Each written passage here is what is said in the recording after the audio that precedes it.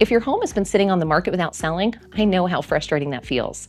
The good news is there's almost always a reason behind it, and once we identify what that is, we can fix it.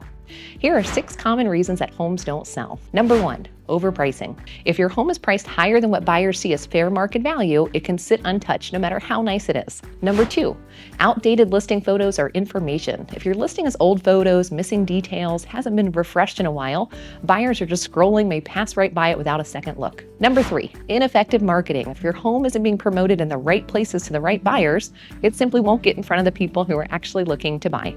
Number 4, poor staging. The way a home is presented matters. Cluttered rooms, personal items, or spaces that are hard for buyers to picture themselves living in can turn potential buyers away during a showing. Number 5, listing quality. This goes beyond the photos. A listing description that doesn't highlight the home's best features or answer the buyer's questions can cause real interest to slip away fast. Number 6, the level of involvement from your real estate agent. Your home deserves consistent attention, proactive communication, and a strategy that adjusts when something isn't working. The truth is, an unsold home isn't a reflection of its value. It's usually a sign that something in the approach just needs to be changed. If your home didn't sell and you're wondering what to do next, let's talk. I'll take a close look at what happened and put together a clear plan to get your home sold.